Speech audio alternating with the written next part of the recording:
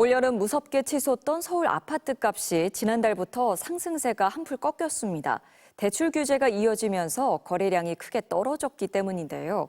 한국은행이 기준금리를 인하했지만 당장은 부동산 시장에 미치는 영향은 크지 않을 것이란 전망이 우세합니다. 박철영 기자입니다. 최근 석 달 동안 서울 마포구에서 매매 거래가 가장 많았던 5년차 대규모 아파트 단지입니다. 전체 1,200여 세대 가운데 7월 한 달 동안에만 35건의 매매 계약이 있었고 8월에도 두 자릿수 거래를 기록했지만 현재까지 신고된 지난달 매매 거래는 단 2건, 이달은 아직 신고된 거래가 없습니다. 집을 사려는 매수자들의 발길이 최근 크게 줄었기 때문입니다. 한동안은 매수 손님이 엄청 많아서 계속 엄청 나갔거든요. 그런데 지금은 약간 뜸해졌다고 보시면 돼요.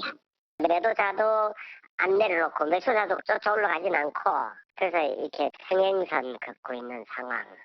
지난 7월 8,800건을 넘겼던 서울 아파트 매매 거래량은 8월 6,100여 건으로 줄었고 대출 규제가 강화된 9월 거래량은 신고 마감을 보름 남짓 남긴 현재까지 2,397건입니다. 두 달 사이 절반 이하로 줄어든 겁니다.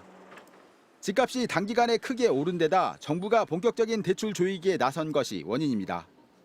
지난달부터 스트레스 DSR 2단계가 시행됐고 시중은행들은 주택담보대출은 물론 전세자금 대출까지 규제를 강화했습니다. 서울 아파트 매매 가격 상승폭도 9월 둘째 주 이후 줄곧 줄어드는 추세입니다.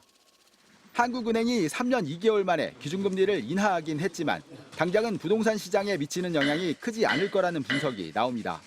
여전히 고금리로 유지되고 있으면서 기준금리만 0.25포인트 정도 낮아진 거거든요. 정부가 대출 규제를 지속적으로 한다면 금리 인하에 관계없이 어려운 시장이 될 가능성이 있습니다.